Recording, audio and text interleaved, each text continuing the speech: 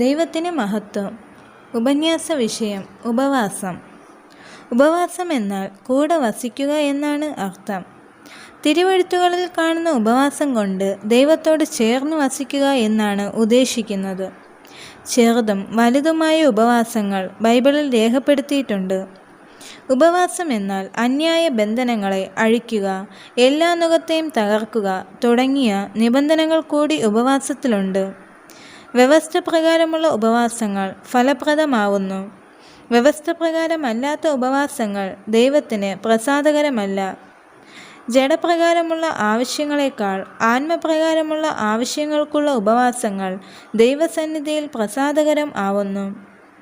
സർവ്വവിധ പരീക്ഷകളെയും ശോധനകളെയും ജയിപ്പാനുള്ള ദൈവകൃപ ഉപവാസത്തിലൂടെ പ്രാപിപ്പാൻ സാധിക്കുന്നു. ഉപവാസത്താലും പ്രാർത്ഥനയാലും സകല ബാധകളും ഒഴിഞ്ഞുപോകും.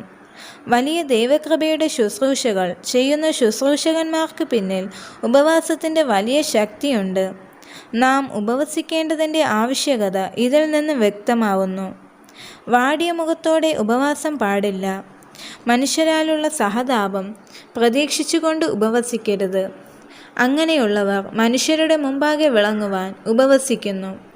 തങ്ങളെ തന്നെ ദൈവസന്നിധിയിൽ താഴ്ത്തുകയും തമ്മിൽ പാപങ്ങളെ ഏറ്റുപറഞ്ഞ് നിരപ്പ് പ്രാപിക്കുകയും ചെയ്യണം. തൻ്റെ മാംസരക്തങ്ങൾ ആയിരിക്കുന്നവരിൽ നിന്ന് മറഞ്ഞു നിൽക്കരുത്.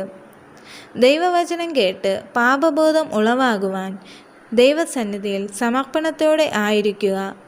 ഇവയാകുന്നു ഉപവാസത്തിൽ ശ്രദ്ധിക്കേണ്ട കാര്യങ്ങൾ.